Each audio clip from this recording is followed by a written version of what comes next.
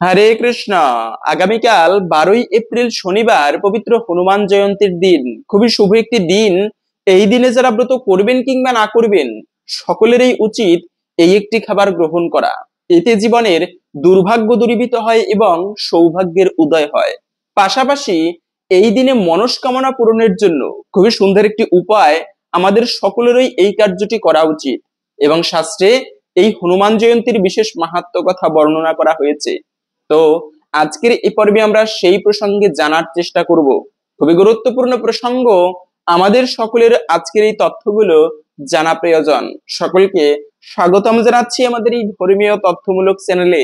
আমরা চেষ্টা করি এরকমই সনাতন ধর্মের ধর্মীয় তথ্যগুলোকে আপনাদের সাথে উপস্থাপন করতে, শেয়ার করতে। তাই আসুন আগামী কিছুক্ষণ সময় একসঙ্গে ধৈর্য ধরে আজকের এই গুরুত্বপূর্ণ তথ্যগুলো জেনে নেই। আশা করছি আজকের এই তথ্যগুলো আপনাকে অবশ্যই সমৃদ্ধ করবে। ভালো লেগে থাকলে অবশ্যই একটা লাইক করে কমেন্টে জয় শ্রী হনুমানজির জয় একবার হলেও লিখে যাবার অনুরোধ জানাচ্ছি।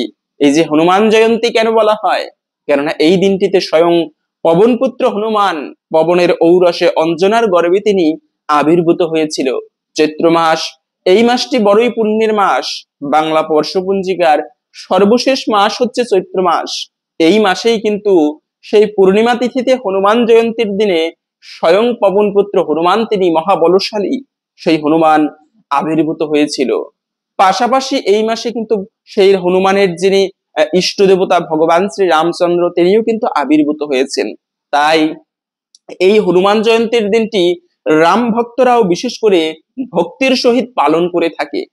যারা এই হনুমান জয়ন্তী পালন করবে তাদের কি কি মঙ্গল হয়? প্রথমত হচ্ছে হনুমান সংকট নাশন। অনেক ভক্তরা রয়েছে বজরাংবলীর পুজো করে, কেন? জীবনের সমস্ত বিপদ কেটে যায়। হরি যাকে রক্ষা করে কে তারে মারিতে পারে।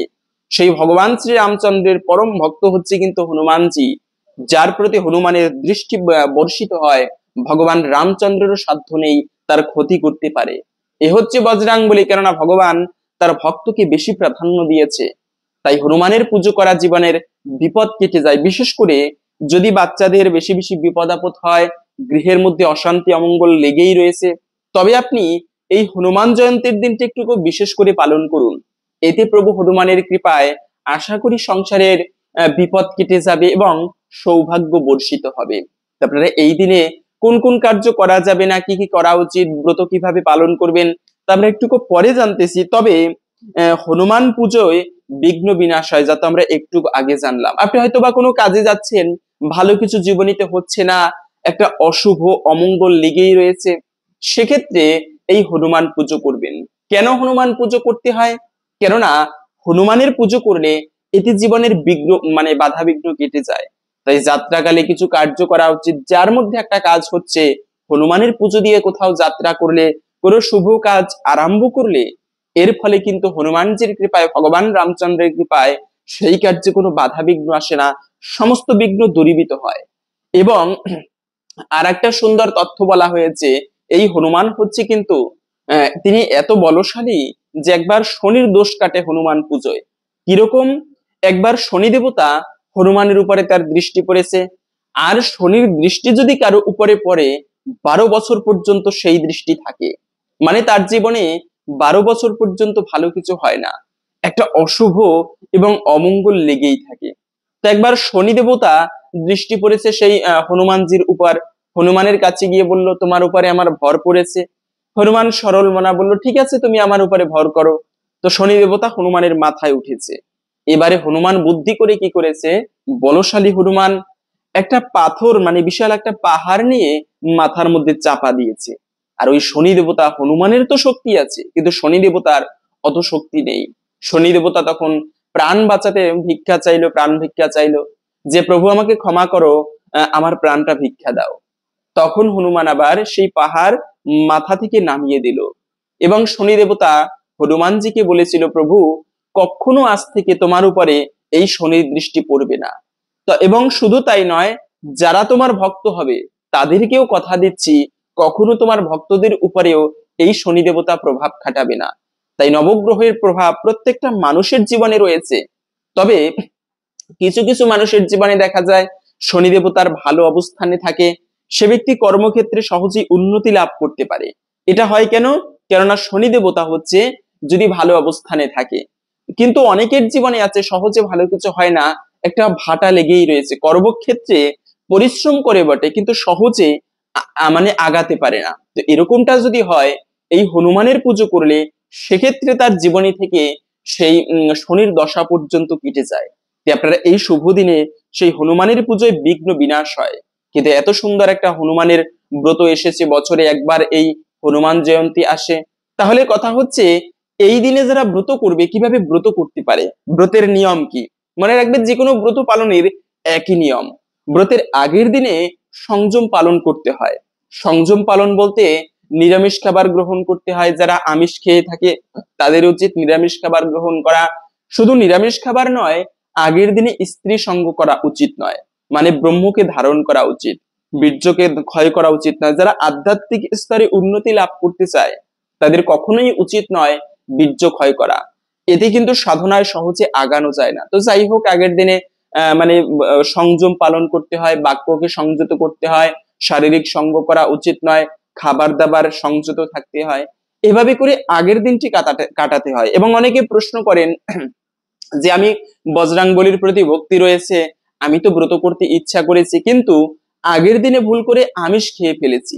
অথবা অনেকে আছে পরিবেশ ক্রমে পারে না, যেমন বিদেশে থাকে অনেক হনুমানজির ভক্ত রয়েছে, তারাও ব্রত করবে। সেক্ষেত্রে কথা হচ্ছে, পরিবেশ অনুসারে নিরামিষ খাওয়া হয় না। যদি নিরামিষ খেতে হয় তাহলে তার খাবারই খাওয়া হবে না আগের দিনে। কেন? ওই মানে হোটেলে খাচ্ছে আমিষ খাবার বা মানে পেঁয়াজ রসুন খেতে হয়। সেক্ষেত্রে কথা হচ্ছে, এই ব্রত পালন করা যাবে কিনা? হ্যাঁ, অবশ্যই যাবে। কেন? একটা হচ্ছে পরিবেশ ক্রমে সে পারছে না, দ্বিতীয়ত হচ্ছে ভুল করে খেয়ে ফেলেছে, তাহলে অবশ্যই ব্রত করা যাবে। কেন? এটি ভগবান দেখবে, আপনি তো আর ইচ্ছা করে এমনটা করেননি। সুতরাং এটি ভগবান দেখবে, অবশ্যই এতে ব্রত হবে, হনুমানজির কৃপা অবশ্যই এতে প্রাপ্ত করা যাবে। তো এভাবে করে আগের দিনটি কাটাবেন। এবং একটা গুরুত্বপূর্ণ প্রসঙ্গ হচ্ছে, আগের দিনে আপনারা খুবই মানে রাত্র 11টার আগে খাবার খেয়ে দন্ত ধাবন করে নেবেন। কেননা ব্রতের আগের দিনে দাঁত ব্রাশ করতে হয়, না হলে অনেক সময় এতে ব্রতে দোষ লাগে। ওই ব্রতের দিনে যদি দাঁতের উপরায় খাবার আটকে থাকে, সেই খাবার যদি পেটে যায়, তাহলে কিন্তু সেই ব্রতের সম্পূর্ণভাবে প্রাপ্ত করা যায় না, ব্রতে দোষ লাগে। এই বিষয়টা অবশ্যই খেয়াল রাখতে হবে। এবং এভাবে করে ব্রতের দিনে খুবই ভোরে ভোরে ঘুম থেকে উঠবেন। হনুমানজির কৃপা লাভ করার জন্য আমরা সনাতন জাতি বড় অলস, খুবই ভোরে ভোরে ঘুম থেকে উঠতে চাই না, বেলা করে ঘুমাই। যে ব্যক্তি ঘুমিয়ে থাকে তার ভাগ্যটাও ঘুমায়। প্রতিদিন প্রভাতকালে ঘুম থেকে ওঠা উচিত। যাদের জীবনে ভালো কিছু হচ্ছে না, এই নিয়মটি আপনি 21 দিন পর্যন্ত পালন করুন। সকালবেলা ঘুম থেকে উঠে ধরিত্রী মাতাকে প্রণাম করে, খুবই ভোরে ভোরে ঘুম থেকে উঠতে হবে, ধরিত্রী মাতাকে প্রণাম করে হাতের কর দর্শন করবেন। এই কর দর্শন করলে কি হয়, হাতে যদি কোনো অশুভ রেখা থাকে তা পর্যন্ত কেটে যায়। এবং কর দর্শন করার সময় একটা মন্ত্র রয়েছে, করাগ্রে বসতে লক্ষ্মী, করমধ্যে সরস্বতী, করমূল্যে তু গোবিন্দায়, প্রভাতে কর দর্শনম।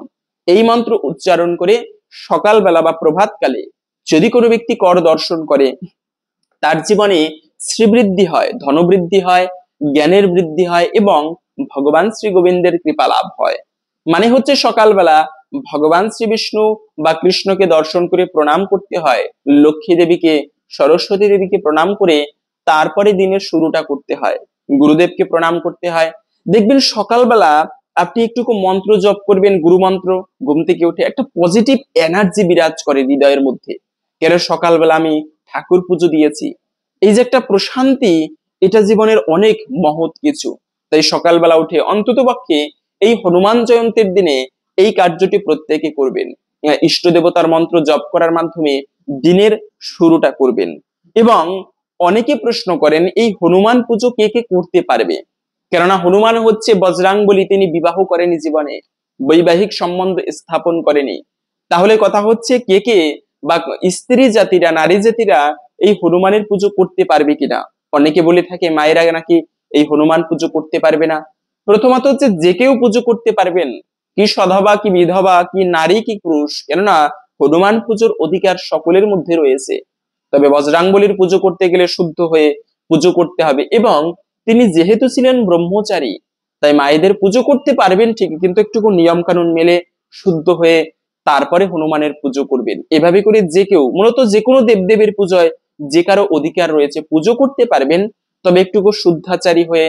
অনেকে বলে আরে আমাদের এত নিয়ম কানুন মানার প্রয়োজন নেই, না, স্নান করে শুদ্ধ বস্ত্র পরিধান করে ভালোভাবে পুজো করবেন। এতে মনের মধ্যে যে শুচিতা আসে, স্নান করতেই হবে, হ্যাঁ অবশ্যই করতে হবে, কেন না হলে মনের মধ্যে পবিত্রতা ভাবটা আসে না।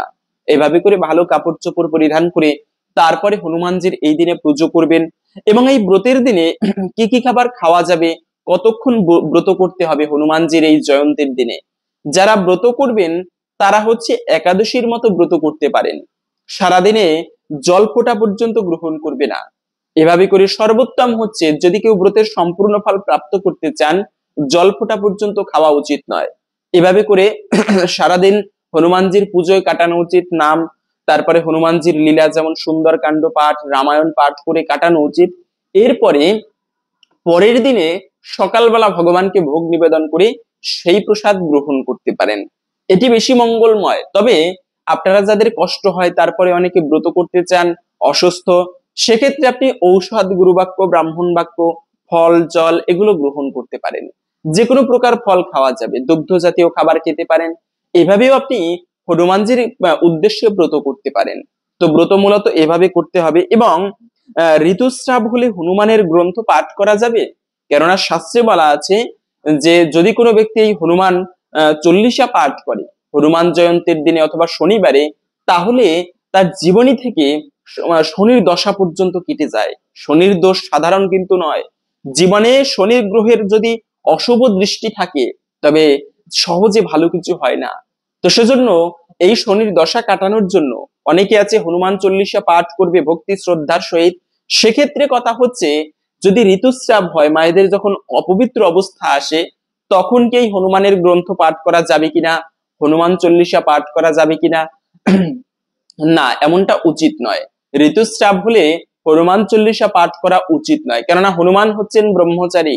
যদিও যে কোনো সময়ে মন্ত্র যে কেউ জপ করতে পারবেন, তথাপিও বিশেষ করে হনুমান পুজো, এমনি আপনি ভগবানের মন্ত্র যে কেউ যে কোনো সময় জপ করতে পারবেন, গুরু মন্ত্র জপ করতে পারবেন, গুরুদেব যে মন্ত্র দিয়েছে। কিন্তু হনুমান চল্লিশা বা হনুমানের গ্রন্থ যদি ঋতুস্রাব হয়, মায়েদের যখন বিশেষ অসুচি অবস্থা আসে, ওই সময়ে পাঠ না করা ভালো। তো হনুমানজি আবির্ভূত হয়েছেন চৈত্র মাসের পূর্ণিমা তিথিতে, যাকে আমরা হনুমান জয়ন্তী বলে জানি। তো আমরা এখন জেনে নিচ্ছি এই পূর্ণিমা তিথি কতক্ষণ থেকে কতক্ষণ থাকবে।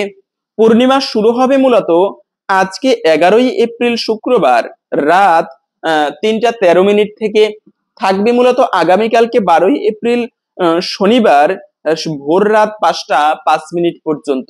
এই সময়টুকুর মধ্যে এই হনুমান জয়ন্তী বা পূর্ণিমা তিথি, চৈত্র পূর্ণিমা থাকবে। সেজন্য উদয়া তিথি মেনে আমাদের এই হনুমান জয়ন্তী পালন করতে হবে আগামীকালকে 12 এপ্রিল শনিবারে। এবং পুজো কখন করব, অনেকে তো এই দিনে হনুমানজির বিশেষ করে পুজো করে। বিশেষ করে ভারতবর্ষের একটা বড় স্থান, অনেক হাজার হাজার লক্ষ লক্ষ ভক্ত পাওয়া যায় যারা বজরাঙ্গবলীর পুজো করে। আর রামচন্দ্রের ভক্তরা পর্যন্ত হনুমানের পুজো করে। মোর ভক্ত নাহি পূজে, মোরে পূজে মাত্র, দাম্ভিক সে নহে মোর প্রসাদেরও পাত্র। ভগবান নিজে বলেছেন, আমার ভক্তের পুজো করবে না, কিন্তু আমার পুজো করবে সে ব্যক্তি দাম্ভিক, আমার কৃপার পাত্র নয়। তাই ভগবানের পুজো করলে ভগবান কতটা প্রসন্ন হয়, তার থেকে বেশি প্রসন্ন হয় তার ভক্তদের পুজো করার মাধ্যমে, তার ভক্তের সেবা করার মাধ্যমে। হনুমান এতটাই সরল, বলা হয়েছে হনুমানজির কৃপা হলে এই মঙ্গলবার দিনটি হচ্ছে হনুমানজির দিন। যারা মঙ্গলবারে জন্মগ্রহণ করে স্বাভাবিকভাবে তারা সহজ সরল প্রকৃতির হয়ে থাকে, হনুমানের মধ্যে কোনো প্যাঁচ নেই। তাই সেই হনুমানের কৃপা লাভের জন্যই, হনুমান হচ্ছে কিন্তু সরল ব্যক্তি। একবার তিনি মা সীতার মানে কক্ষে প্রবেশ করেছেন, খেয়াল করে দেখলেন যে এই মা সীতা কপালে সিঁদুর ধারণ করে, স্নান করে তারপরে সিঁদুর পরে। প্রশ্ন করলো, মা তুমি কেন সিঁদুর পরিধান করো? তখন মা সীতা বলতে লাগলো যে হনুমান, আমি আমার স্বামী রামের মঙ্গলের জন্য এই কপালে সিঁদুর ধারণ করি। ও আচ্ছা, সিঁদুর ধারণ করলে রামের মঙ্গল হবে? ঠিক আছে। হনুমান সরল মনে পরের দিনে চিন্তা করলেন, আচ্ছা শুধু কপালে ধারণ করলে রামের মঙ্গল হবে, এক জায়গায় কেন ধারণ করব? আমি সারা শরীরে সিঁদুর ধারণ করব, যাতে রামের বেশি মঙ্গল হয়। তো পরের দিনে হনুমান একেবারে ভূত হয়ে, মানে সমস্ত শরীরে সিঁদুর মেখে রাজসভায় উপস্থিত। সবাই প্রশ্ন করলো, কে তুমি? বলে, প্রভু আমি হনুমান। এরকম হলে কেন? বলে, মায়ের সীতা দেবীর কাছ থেকে শুনেছি যে সিঁদুর পরিধান করলে রামের মঙ্গল হয়। তো আমি চিন্তা করলাম যে সিঁদুর কেন কপালে পরবো, তাহলে সমস্ত অঙ্গে পরবো, যাতে তোমার বেশি মঙ্গল হয়। এই হচ্ছে হনুমান। এই হনুমানের মতো সরল ব্যক্তি জগতে কোথাও পাবে না। তাই হনুমানজির পুজো করলে ভগবান রামচন্দ্র পর্যন্ত প্রসন্ন হয়ে থাকে, সেই ব্যক্তিকে কৃপা করে। কিন্তু এই হনুমান জয়ন্তীর দিনে কোন সময়ে হনুমান পুজো করা সর্বোত্তম? মনে রাখবে, হনুমানজির পুজো করার জন্য এই পূর্ণিমার দিনে প্রভাতকাল হচ্ছে সর্বোত্তম। সকালবেলা খুবই ভোরে ভোরে আপনারা পুজো দিবেন, কেননা সকালবেলা পুজো করলে যতটুকু কৃপা লাভ হয়, দিনের মধ্যে সব থেকে শ্রেষ্ঠ মুহূর্ত হচ্ছে কিন্তু সকালবেলা। তাই যে কোনো কার্য করলে সকালবেলা যতটা আগায়, দিনের অন্য সময়ে কার্য করলে ততটা কিন্তু আগানো যায় না। সেজন্য আপনারা সকলেই চেষ্টা করবেন সকালবেলা পুজো দিতে। না হলে যদি সকালবেলা সময়টাকে মিস করেন, সেক্ষেত্রে আপনারা বিকেলবেলা বা সন্ধ্যাকালে হনুমানজির মন্দিরে পুজো দিতে পারেন। সর্বোত্তম হচ্ছে যদি হনুমান মন্দিরে পুজো দিয়ে আসতে পারেন। না হলে আপনারা বাড়িতে বসে হনুমানজির বিগ্রহের সামনে, চিত্রপটের সামনে হনুমানজির উদ্দেশ্যে পুজো দিতে পারেন।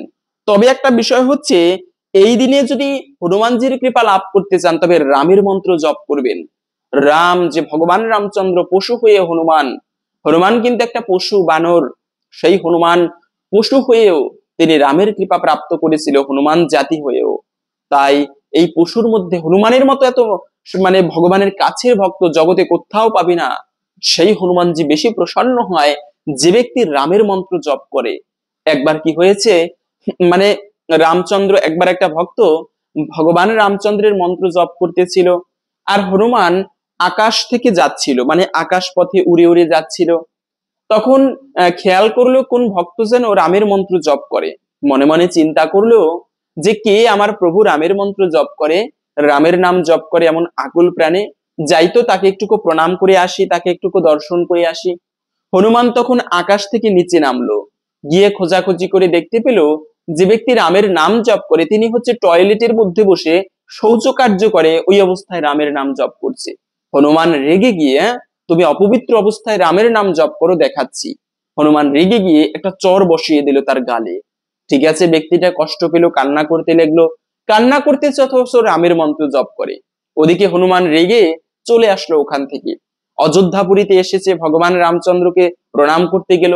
গিয়ে দেখতেছে ভগবান রাজ সিংহাসনে রাম গালে হাত দিয়ে বসা। হনুমান প্রশ্ন করলো, প্রভু তুমি গালে হাত দিয়ে আছো কেন? তখন রামচন্দ্র হাতটা সরালো, দেখলো তার গালে 5টা দাগ, 5টা আঙ্গুলের দাগ বসে গিয়েছে। হনুমান প্রশ্ন করলো, প্রভু কে এমন অবস্থা করেছে তোমার? আমাকে বলো, আজকেই তাকে মেরে ফেলবো, বধ করব আমি। রাম ভগবান বলল, হনুমান তুমি তুমি ব্যাকুল হয়েও না। আমার একটা ভক্ত আমার নাম জপ করছিল, তখন আমি তার হৃদয়ে অবস্থান করছিলাম, সেই সময় একটা ব্যক্তি সেই ভক্তকে গালে চড় দিয়েছে, সে অপবিত্র স্থানে বসে আমার নাম জপ করে, এই জন্য। তো হনুমান তখন তার ভুল বুঝতে পেরেছিল। আসলে যে কোনো অবস্থাতেই যে কেউ আমার রামের মন্ত্র জপ করতে পারবে, ভগবানের মন্ত্র জপ করতে পারবে, এতে কোনো বাধা নিষেধ নেই। এ হচ্ছে হনুমান। সেই হনুমান যারা রামের মন্ত্র জপ করে, রামের রামের উদ্দেশ্যে যারা পুজো করে, যারা রাম ভক্ত হয়, হনুমানজি তাদেরকে বেশি কৃপা করে। এমনকি শাস্ত্রে এরকম একটা কাহিনী পাওয়া যায় যে হনুমানের শরণ নিলে ভগবান রামচন্দ্রের কত সাধ্য নেই, সেই ব্যক্তিকে বধ করতে পারে, তার ক্ষতি করতে পারে। ভগবান রামচন্দ্র সেই লঙ্কাকে বিজয় করলো, লঙ্কা জয় করে মা সীতাকে উদ্ধার করে অযোধ্যাপুরীতে আসলো। শুনে বাবা দশরথ দেহত্যাগ করেছে, তার উদ্দেশ্যে বিশাল করে বৈষ্ণব সেবা দিচ্ছে। রাজ্যের সমস্ত ব্রাহ্মণদেরকে নিমন্ত্রণ করলো, বড় বড় মনি ঋষিদের নিমন্ত্রণ করে আনলো। সেখানে রামের গুরুদেব ছিল হচ্ছে সেই বিশ্বামিত্র মুনি। তো বিশ্বামিত্র মুনির আসন রামের থেকে একটু উঁচু স্থানে দিয়েছে। যদিও রাম ভগবান, তথাপিও ওই যে গুরুদেবের গুরুত্ব সর্বাগ্রে, তাই সেই বিশ্বামিত্র মুনির আসন রামের সিংহাসনের উপরে দেওয়া হয়েছে। তো এদিকে নারদ মুনি এটা সহ্য করতে পারলো না। সমস্ত রাজরাজারা এসে প্রথমে বিশ্বামিত্র মুনিকে প্রণাম করে, গুরুদেবকে প্রণাম করে, তারপরে রামচন্দ্রকে প্রণাম করে, এরপরে সবাইকে প্রণাম করে তার আসনে বসে। তো এভাবে করে নারদ মুনি এটা সহ্য করতে পারলো না যে রাম হচ্ছে ভগবান, তার আসন হবে সর্বাগ্রে, সেখানে বিশ্বামিত্রের আসন সর্বাগ্রে দেওয়া হয়েছে। ঠিক আছে, দূর থেকে রামেরই একজন ভক্ত সুকান্ত রাজা ছিল, এই সুকান্ত রাজা দূর থেকে আসতেছিল। নারদ মুনি বলল, সুকান্ত দাঁড়াও, একটা কথা রয়েছে। সুকান্ত রাজা নারদ মুনিকে দেখে প্রণাম করলো, প্রণাম মুনিবর। নারদ মুনি বলল, আচ্ছা একটা বিষয় দেখো, কি এই যে দূরে রামচন্দ্র ভগবান, তিনি ভগবান, তার আসন হবে সর্বাগ্রে, সেখানে তার গুরুদেব হচ্ছে বিশ্বামিত্র মুনির আসন উপরে দেওয়া হয়েছে, সবাই গিয়ে আগে বিশ্বামিত্রকে প্রণাম করে, এটা তো ঠিক নয়। মানে সুকান্ত রাজার মতিভ্রম ঘটালো। সুকান্ত রাজা দেখলো আসলেই তো, যেখানে ভগবানকে প্রণাম করবে আগে, সেখানে কোথায় বিশ্বামিত্রকে প্রণাম করা হচ্ছে।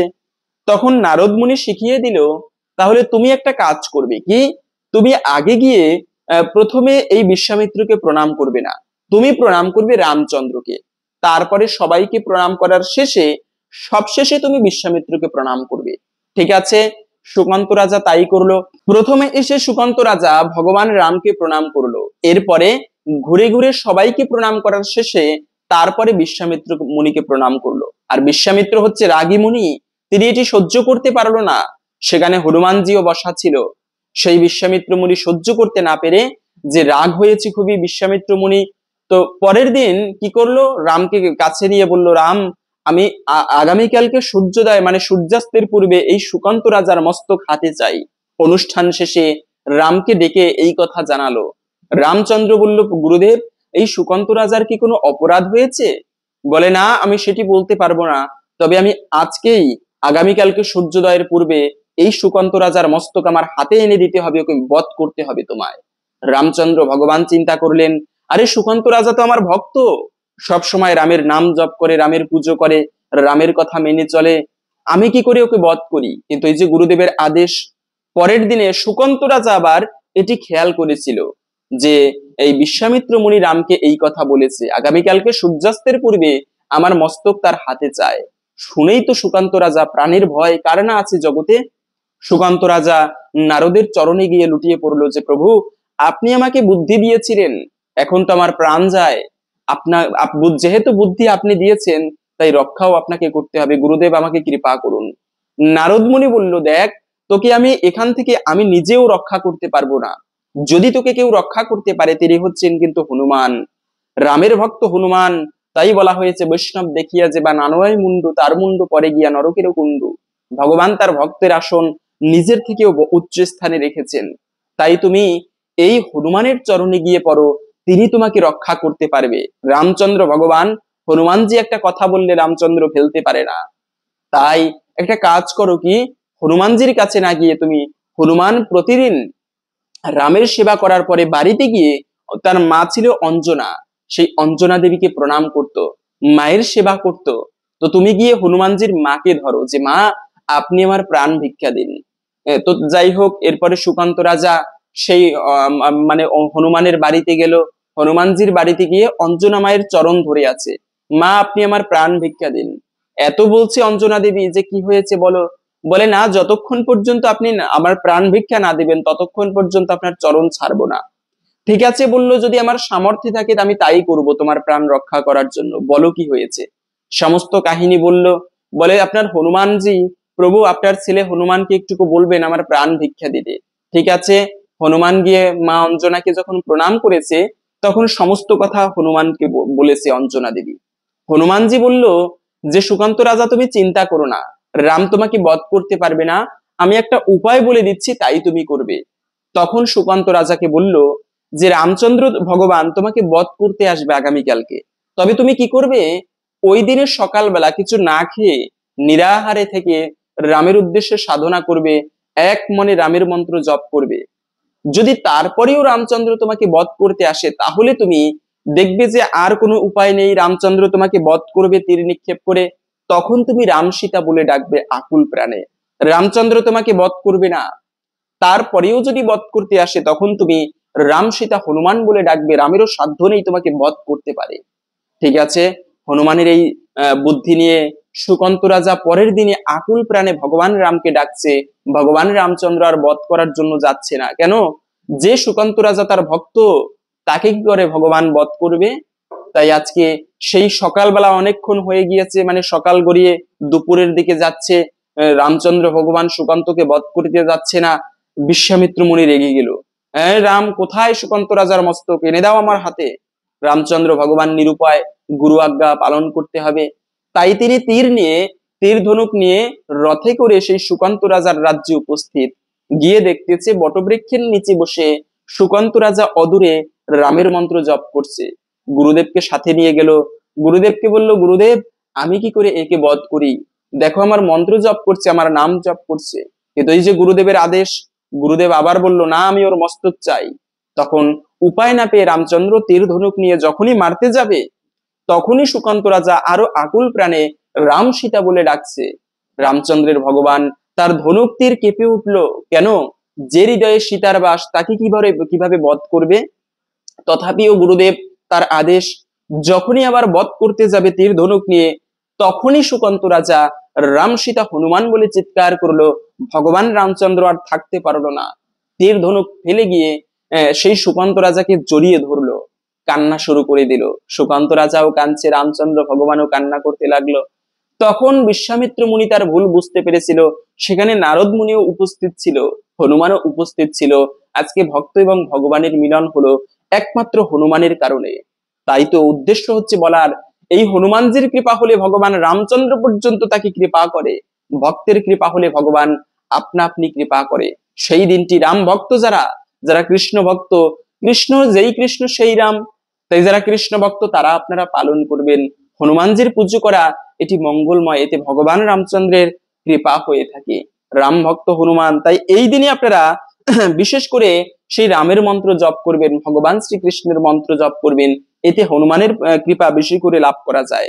পাশাপাশি হচ্ছে যারা মনস্কামনা পূর্ণ করতে চান, অনেকের অনেক রকম মনোবাসনা থাকে, মানে সুন্দর যে আমাদের বিভিন্ন রকম মনোবাসনা থাকতেই পারে, তবে বলা আছে নিষ্কাম ভাবে ভগবানের সাধনা করা উচিত, কোনো চাওয়া পাওয়া রাখা উচিত নয় ভগবানের সেবায়।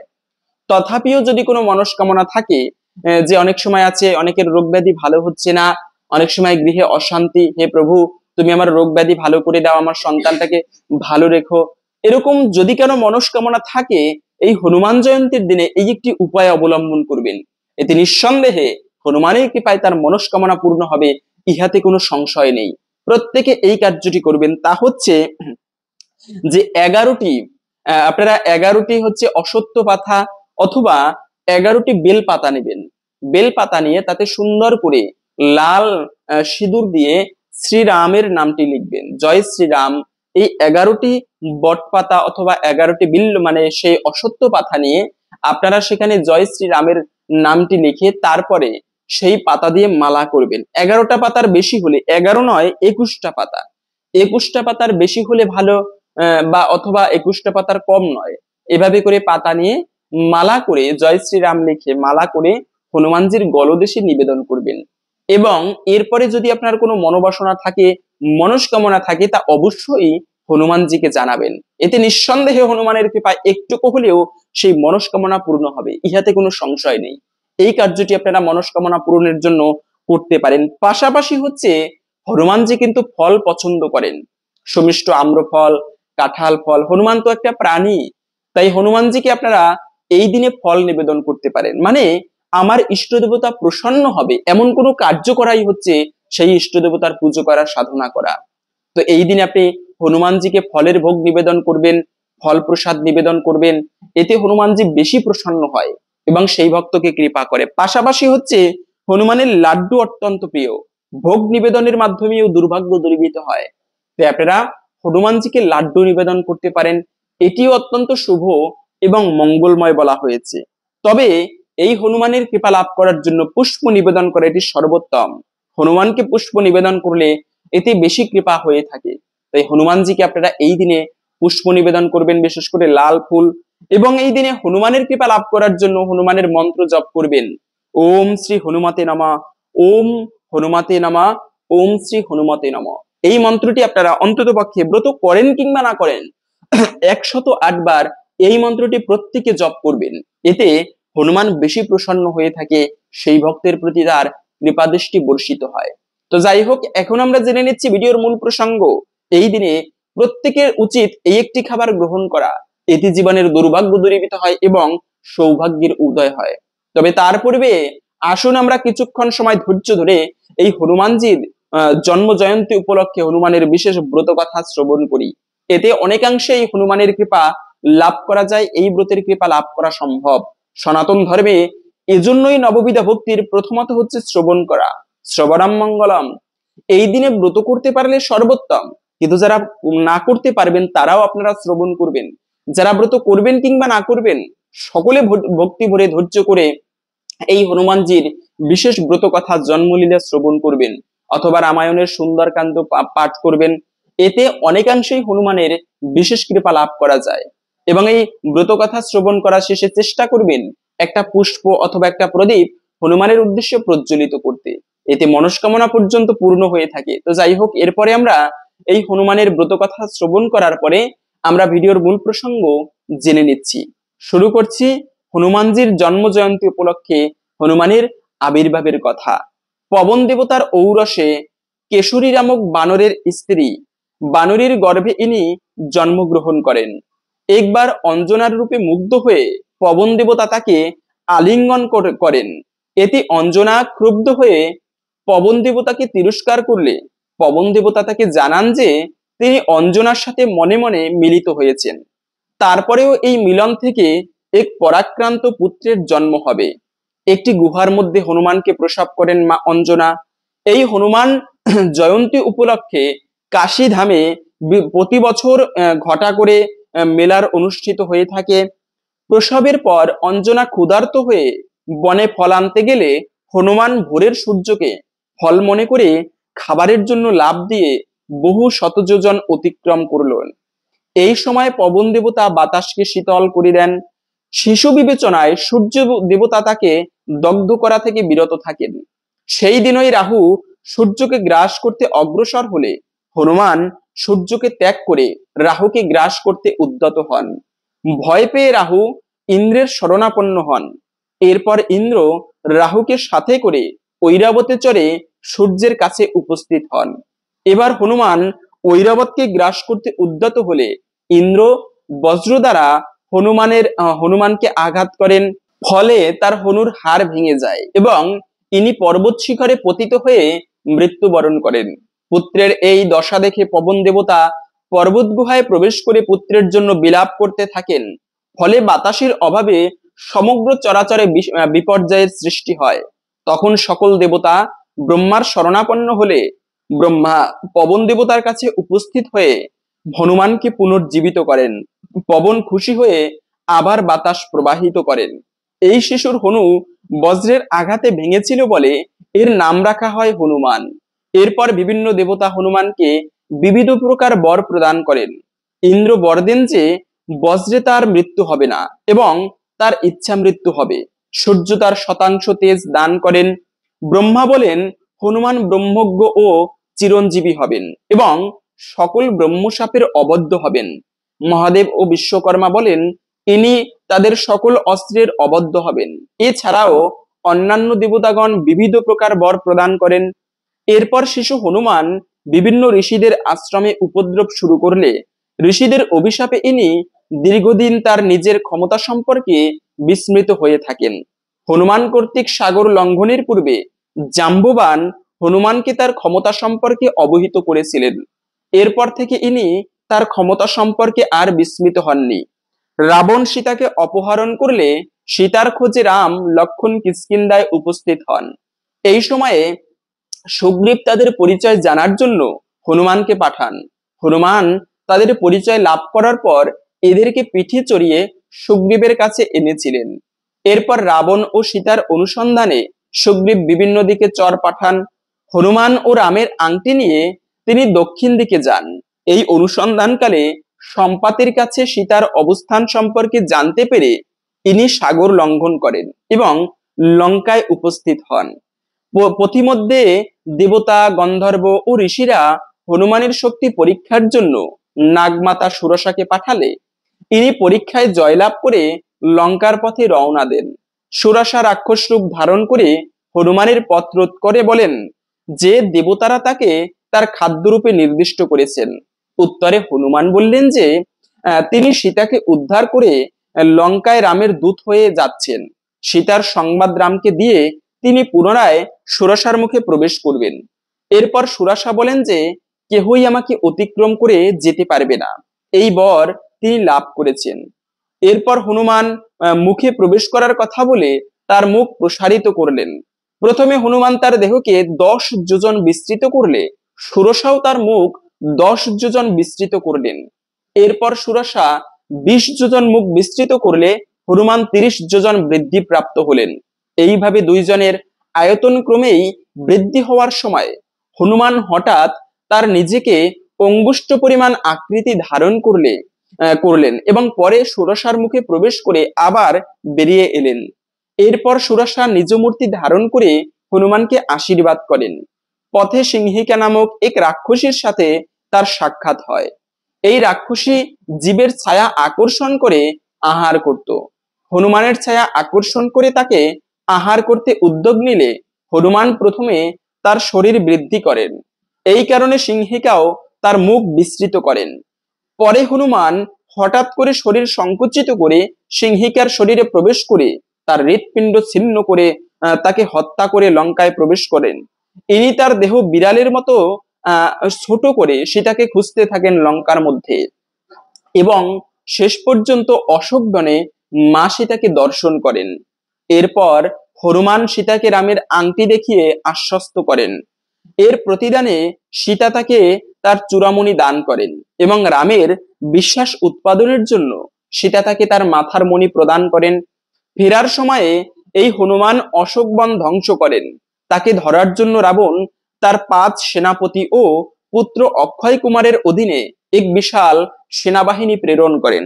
এই যুদ্ধে হনুমান অক্ষয় কুমার সহ সকলকেই হত্যা করেন। এই সময় রাবণের নাতি জাম্বুবালিও নিহত হন। এরপর রাবণ তার শ্রেষ্ঠ পুত্র ইন্দ্রজিৎকে প্রেরণ করেন। ইন্দ্রজিৎ হনুমানের উদ্দেশ্যে ব্রহ্মাস্ত্র প্রয়োগ করলে ব্রহ্মার সম্মানার্থে ও রাবণের সাক্ষাৎ লাভের আশায় ব্রহ্মাস্ত্রের বন্ধন স্বীকার করেন হনুমান।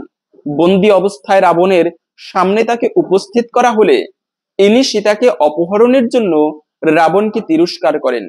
ক্ষিপ্ত রাবণ তাকে হত্যা করতে উদ্যত হলে বিভীষণের অনুরোধে তাকে বধ করা থেকে বিরত থাকেন রাবণ। কিন্তু এর পরিবর্তে রাবণ হনুমানের লেজে আগুন লাগানোর আদেশ দেন। রাক্ষসেরা সেই আদেশ অনুসারে হনুমানের লেজে আগুন লাগিয়ে ছেড়ে দিলে হনুমান লাফিয়ে লাফিয়ে লেজের আগুন দ্বারা সমস্ত লঙ্কা নগরীতে আগুন ধরিয়ে দেন। এই সময় সীতার প্রার্থনায় হনুমান লেজের আগুন থেকে রক্ষা পান। লঙ্কায় অগ্নিকাণ্ড ঘটানোর পর হনুমান সমুদ্রে লেজের আগুন নিভিয়ে পুনরায় সাগর লঙ্ঘন করে রামের কাছে ফিরে আসেন এবং ভগবান শ্রী রামচন্দ্রকে সকল বিষয় জানান। লঙ্কা যুদ্ধের সময় ইনি এককভাবে অসীম বীরত্ব প্রদর্শন করেন। তার হাতে ধূম্রাক্ষ, অকল্পন, দেবান্তক, ত্রিশিরা, নিকুম্ব নামক রাক্ষস সেনাপতি নিহত হয়। ইন্দ্রজিৎ বধের সময় ইনি লক্ষণের বাহন হয়েছিলেন। রাবণের নিক্ষিপ্ত শক্তিশালীর আঘাতে লক্ষণ মৃতপ্রায় হলে সুসেনের পরামর্শে বিশল্য করালি নামক ঔষধি আনার জন্য গন্ধমাদন পর্বতে যান। বিবিধ গাছপালার মধ্যে ইনি এই গাছটি খুঁজে না পেয়ে পুরো পর্বত তুলে আনেন। পরে এখান থেকে সঠিক গাছটি নিয়ে লক্ষণকে জীবিত করা হয়। যুদ্ধ শেষে ইনি সীতার কাছে রাবণের সংবাদ দেন এবং মা সীতাকে রামের কাছে পৌঁছে দেন। অযোধ্যায় রাম, লক্ষণ ও সীতা ফিরে আসার সময় হনুমান নন্দীগ্রামে ভরতের মনোভাব জানার জন্য হনুমানকে পাঠিয়েছিলেন ভগবান শ্রীরাম। অযোধ্যা থেকে ফেরার সময়ে রাম তার শরীরের সমস্ত অলংকার হনুমানকে প্রদান করেন। সেই সাথে রাম হনুমানকে বর দেন যে যতদিন পৃথিবী বিদ্যমান থাকবে ততদিন হনুমানও জীবিত থাকবেন। দাপর যুগে ভীম যখন দ্রৌপদীর অনুরোধে পদ্ম সংগ্রহের জন্য ভুল করে মানুষের অগম্য স্বর্গপথে রওনা দেন, তখন হনুমান তার পথ রোধ করে বসেছিলেন। উল্লেখ্য ভীমও ছিলেন পবন দেবতার পুত্র, সে কারণে হনুমান ছিলেন ভীমের বড় ভাই। ভীম হনুমানকে পথ ছেড়ে দিতে বললে হনুমান তাতে রাজি হলেন না। ভীম তার অগ্রজকে চিনতে না পেরে আপসালন করতে থাকলে হনুমান তার লেজ বিছিয়ে দেন, বললেন, তুমি এই লেজ সরিয়ে তোমার গন্তব্যে যাও। এরপর ভীম বহু চেষ্টা করেও উক্ত লেজ সরাতে অক্ষম হলে হনুমান তার পরিচয় দেন। তখন ভীম তার অগ্রজের কাছে ক্ষমা প্রার্থনা করে। কুরুক্ষেত্রের যুদ্ধে এই হনুমান আড়ালে থেকে ভীমকে সাহায্য করেছিলেন। এই ছিল মূলত হনুমানের বিচিত্র জীবন কাহিনী। আশা করি বুঝতে পেরেছেন এই হনুমানজি কতটা প্রতাপী এবং কতটা রাম ভক্ত। তাই এই শুভ দিনে আপনারা হনুমানজির উদ্দেশ্যে এই বিশেষ দিনটি কাটাবেন। তাই আজকের এই শুভ এই হনুমান জয়ন্তীর দিনে আপনি ব্রত করেন কিংবা না করেন, যে খাবারটি প্রত্যেকের গ্রহণ করা উচিত সেটি হচ্ছে কিন্তু আপনি সুমিষ্ট রসালো ফল ভগবানকে প্রথমে হচ্ছে এটা খাবার নিয়ম হচ্ছে সরাসরি একটা ফল এনে তা আপনি খেলেই কি মঙ্গল হবে, ব্যাপারটি এরকম নয়। প্রথমত হচ্ছে ভগবানকে রামকে ভোগ দিবেন। হনুমান কখনো ভগবানের প্রসাদ ছাড়া অন্য কিছু গ্রহণ করতো না। আর সেই ভগবানকে প্রসাদে সর্বদুঃখানাম হানিরস্য পজায়তে, প্রসাদের মাধ্যমে সমস্ত দুঃখ দূরীভূত হয়। এটি গরমের সিজন, বৈশাখ মাস পড়ে গিয়েছে, অনেক রসালো ফল পাওয়া যায়। তাই আপনি সুমিষ্ট রসালো ফল বাড়িতে এনে প্রথমে রামচন্দ্রকে ভোগ নিবেদন করবেন তুলসী পত্র দিয়ে। তারপরে সেই রামের প্রসাদ হনুমানকে নিবেদন করলে এতেই হনুমানের কৃপা লাভ হয়। কেননা রামের প্রসাদ হনুমান সবসময় গ্রহণ করেন। এবং সেই হনুমানের উচ্ছিষ্ট প্রসাদ, মহাপ্রসাদ আপনি নিজে গ্রহণ করবেন, সকল বাচ্চাদের মধ্যে বিতরণ করুন। এতে হনুমানের বিশেষ কৃপা লাভ হবে, জীবনের দুর্ভাগ্য দূরীভূত হবে, সৌভাগ্যের উদয় হবে। খুবই গুরুত্বপূর্ণ বিষয়। এই দিনে প্রত্যেকে ভুলক্রমে আমিষ খাবার ভক্ষণ করবে না, নেশা করতে নেই এই দিনে। আপনি এই দিনে নেশা না করে, আমিষ খাবার ভক্ষণ না করে হনুমানের প্রসাদ গ্রহণ করবেন, ভগবানের প্রসাদ গ্রহণ করবেন। এতে ভগবানের কৃপায় জীবনের দুর্ভাগ্য পর্যন্ত দূরীভূত হবে। হরে কৃষ্ণ। আশা করছি আজকের এই গুরুত্বপূর্ণ তথ্যগুলো জেনে আপনি একটুকু হলেও সমৃদ্ধ হয়েছেন। ভালো লেগে থাকলে অবশ্যই একটা লাইক করে কমেন্টে আপনার ইষ্ট দেবতার নামটি অথবা জয় শ্রী হনুমানজির জয় একবার হলেও লিখে যাবার অনুরোধ জানাচ্ছি। হনুমানজির কৃপায় সকলের জীবনে মঙ্গল হোক এই কামনা করে আজকের ভিডিওটা এখানে সমাপ্ত করছি। হরে কৃষ্ণ।